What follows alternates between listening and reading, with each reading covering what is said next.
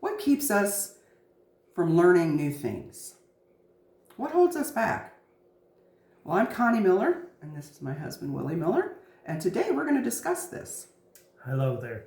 So Connie, I was thinking this morning about this topic, and one of the things that came into my mind whenever I was a little boy, I don't remember if I was 6, maybe 7, I might have been 5, I really don't know, but I can remember the being told there was no Santa Claus.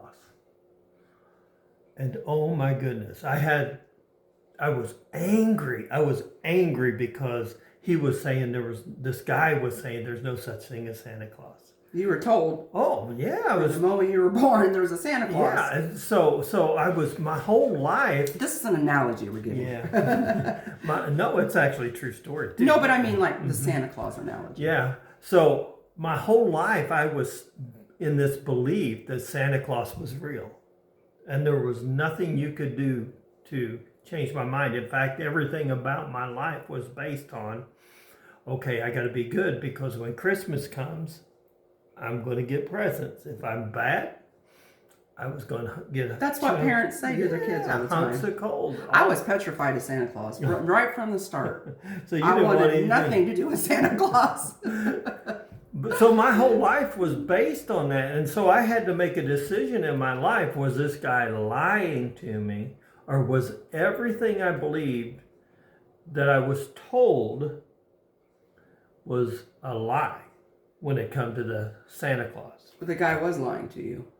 Well, somebody was lying to, or was It that was a guy? lie. It was a lie you believed. Yeah, it was a lie. And I had to make that change that maybe what I've been told my whole life was not true. And that transition was hard. Ooh, man, it was terrible. I remember how devastated I was for a while until I and then I kept thinking, well, maybe he's wrong. And that went on for a while. Maybe he's wrong. Maybe there really is, and he just mistaken. So that whole transition took place for a long time. Yeah. And it was a tough thing to go through, is accepting what I've been taught my whole life wasn't true. And that's a big deal, isn't it? So I get why people don't want to learn new things, or they don't want to accept a different thinking. And that's just one little simple analogy we're giving to why we have a difficult time when we hear something new. Right. Or we've been told, don't even go in that direction because that's not true and that's heretical. Mm-hmm. Mm-hmm. I mean, you can Google anything or certain things and it'll tell you the majority of the Orthodox Church doesn't believe this way. Right. Well, I've come to find out there are a lot more people that believe certain ways that I was starting to align with than what Google tells me. Right. And that's what I found out about Santa Claus. Most everybody believed that Santa Claus wasn't real, except for maybe a few of us kids that were bought into the story. And then there's some of us that, for me, even I was scared of them, but like it was a gradual thing where you kind of suspected maybe it wasn't true. Right. And so you kind of gradually worked into it. Mm-hmm. So you're like, I thought that was, I was right all along. I sensed that was a lie. That's a gradual thing too. That's a pretty good analogy right there, Connie, because you can think about how many times, well, for me, I'm going to go with this one. I'm just going to throw this out here as a teaser, but I always had a problem with end time prophecy. It just didn't. Before you really even knew much about it. Before I knew much about it, it was just like I can't visualize the mystical part that everyone was trying to teach. And it was always this thing stirred in the back of my head. And like you say, sometimes you just have things that what is wrong with this? But yet you put it to the back of your head because that's what everybody tells you is true. That's right. That's right. You go into the church, that's what you hear, right? So certainly it must be true. Right. Look, these guys have theology degrees, right? Right. on the flip side of the turn, you can look at the gospel of grace. That just sounds too good to be true. And then you're told, oh no, there's more to it than that. You can't just. You got to follow rules and regulations, you know. You got to do certain things if God's going to bless you, you know. And he'll turn your back on you. You got to get to working hard. Right. You know. And so then you do a reset and you say, well, maybe God's love isn't and grace isn't quite as big as what this gut feeling is. And maybe what they're telling me is truth. And so you're constantly in this battle back and forth of wondering what is really the right thing, you know. And I got to be honest with you, that was the transition I went through whenever I decided, you know, whenever I was 26, I finally decided Santa Claus wasn't real. 26. No, but I started learning, all jokes aside, that some of the things that I was taught growing up, taught by awesome men of God or women of God, was maybe not exactly the way that God intended them to be taught. And it doesn't make them any less awesome men and women of God. Doesn't, you know, still a child of God, but I think it's really important that we be willing to maybe listen to some things and study some things out for ourselves, you know, instead of just, but that just isn't true and I'm going to shut myself off to that. And why do we do that? What are the different reasons that we do that? Well, I think one might be fear. Fear is definitely a big issue, and then I think that hard-headedness. No, by golly, this is just the way it is, and you ain't going to change me. And I think the biggest one is, okay, now if this is true, this means that I have been wrong. And nobody wants to admit that. You know, and it could be many years that you've been wrong. And, you know, that's hard to come to terms with for a lot of people. I think, you know, and the first emotion I think people express when they start to learn things and start really seeing things and believing differently is anger. Anger at the people that were teaching this stuff, right? And that's just a normal emotion, but that's a common emotion. I think for me it was like, why didn't somebody show me this before? Yeah, exactly. Why? You know, I was full of the whys. Why did they teach this? Why wasn't I told something differently? How come God didn't expose it to me? Well, I remember I came to you with Joseph Prince, Destined to Reign. That was the first book I ever read that I started to see, oh my gosh. Remember I had it highlighted and I come to you, why does not the church teach this stuff? Right. You know, like I started learning how to read the Old Testament a little bit better and like grace and like, it was just, everything was highlighted. And it was just the beginning of my journey of really discovering grace and that it's not too good to be true. God's not mad at me. He's not just waiting up there for me to mess up, you know. He's not he doesn't have a clipboard checking off the good and the bad all day long like I was, right? And what a journey. That was just the beginning. You know, and that's what I was thinking as you were saying that. We all get in so bound up in tradition. It's not that people are intentionally saying, hey, no, let's hold this back from them. But we're so ingrained, tradition is so ingrained in us that we hold on to it. If you go to ABC Theological Seminary, they're going to teach their theology that has been passed down for hundreds of years, and that's what we've done. And so that has a big factor in why we don't open our mind to learn new things, I think, and because we're people, or all people are bound up in something. Whatever that tradition is. You know, and God's untangling that. And so, you know, it's okay to tap our brakes a little bit, but, you know, we shouldn't hold it down all the way. Right.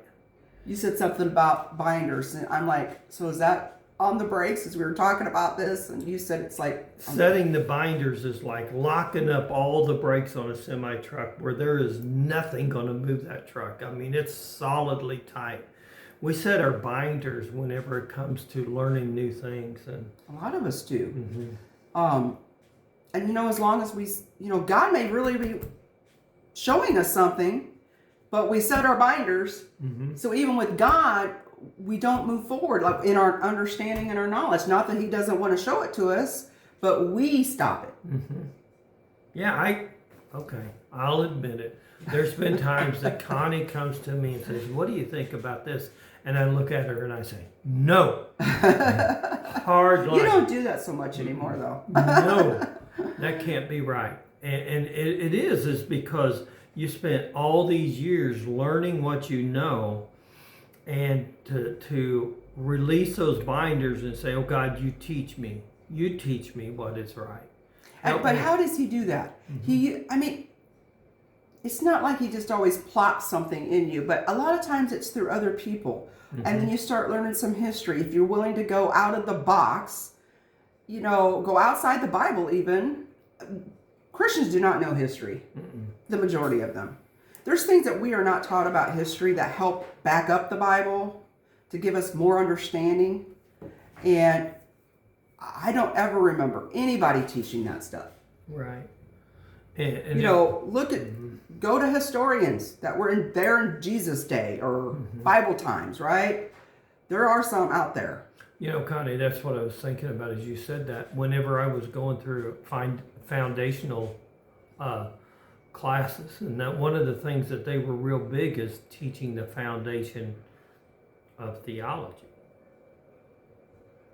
not the foundations with history. You know, it was the foundations of theology. They would take like ABC verse and they would break down that verse and then say, "Thus, this is why we believe this." But it wouldn't really break down history. And whenever you take history and you know, as you always say, you start learning something. Oh, you learn a lot.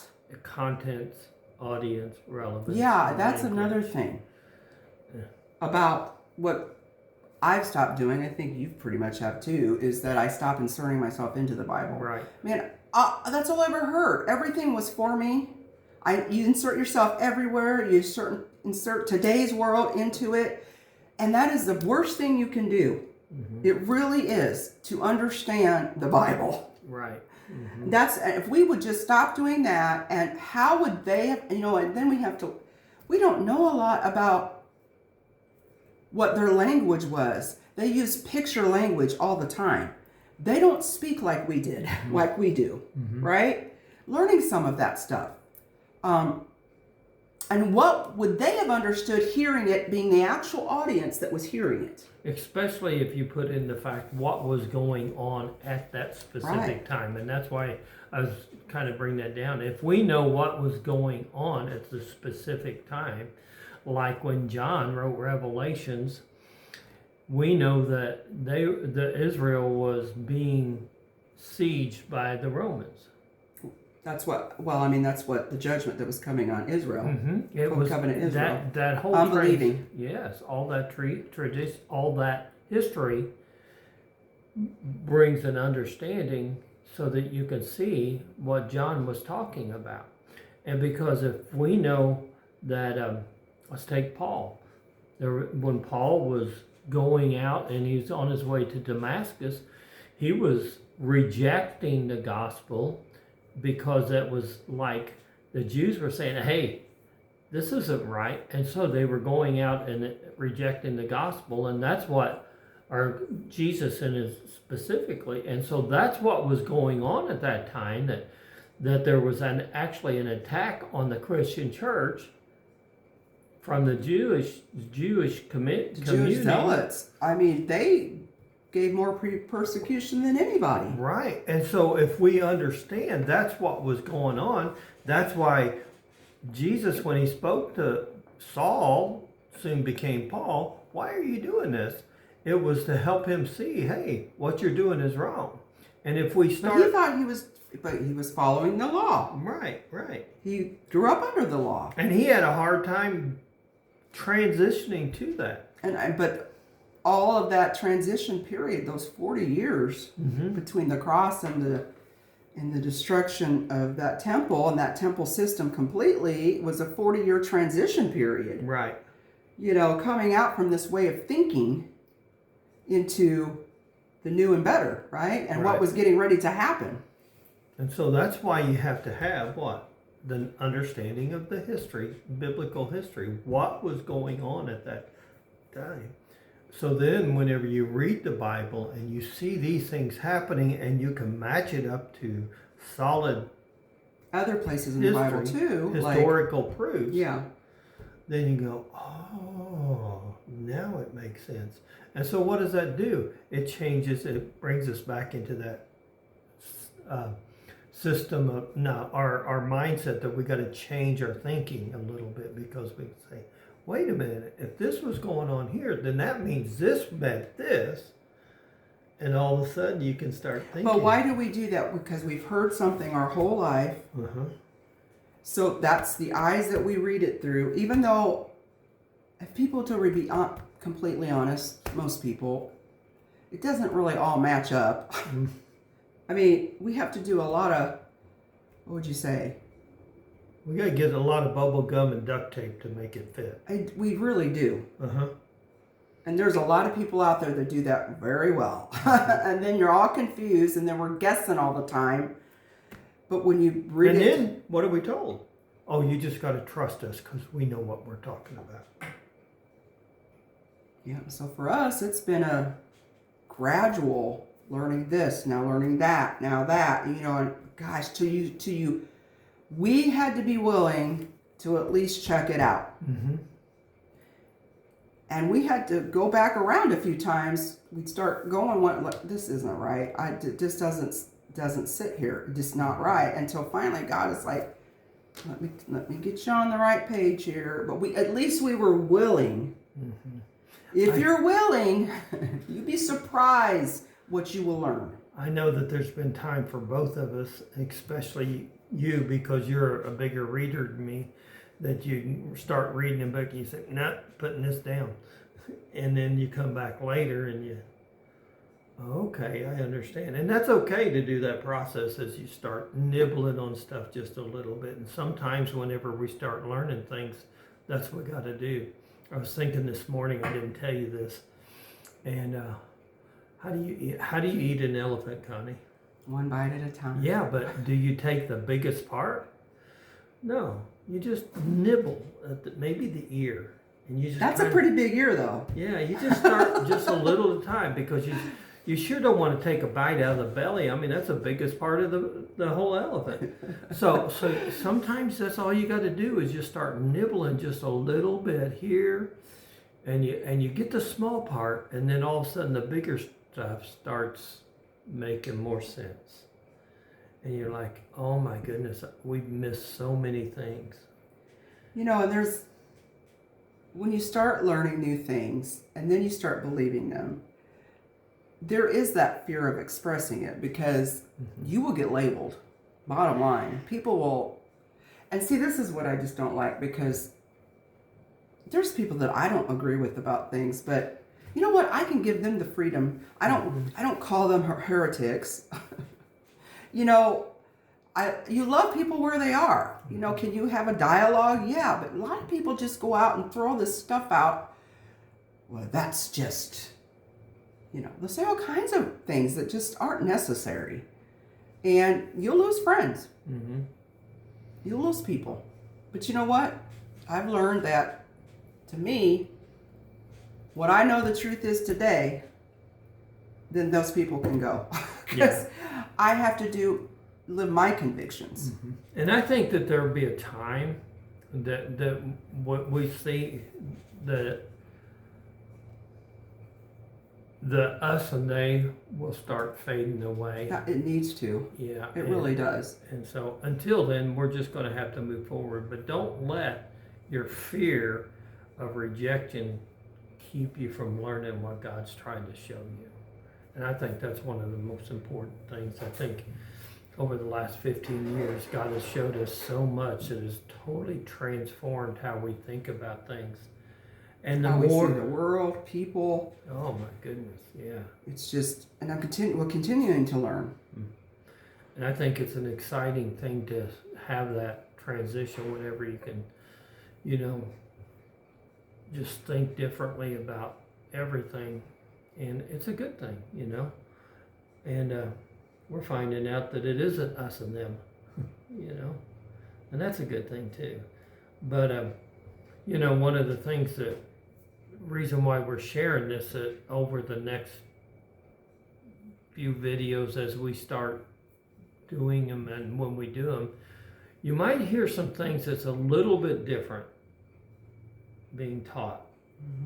And we're still basing everything we believe on Christ, and just maybe more on Christ. Oh, I think absolutely it's more on Christ. I think that's the coolest thing about it, is learning that everything, the more we understand His love, His mercy, the more everything we believe is focused on Christ, and that's it. and that it, you know, God's not holding mankind's sin against them.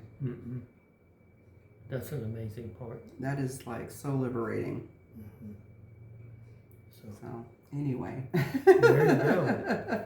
Don't be afraid to learn something. Yes, and you know, not all are called to be vocal. I mean, I think, you know, I was very timid about sharing things, but I've gotten a lot more bold. But I've always been a voice. Pretty loud one sometimes, huh? Yeah. Just ask you, right? And and it's okay if you don't. But and don't worry, if you still believe there's a Santa Claus, God ain't mad at you. I think that's a good one to close out with. So we hope you all have a good day, and we'll see you next time. All right, God All bless. right, bye-bye.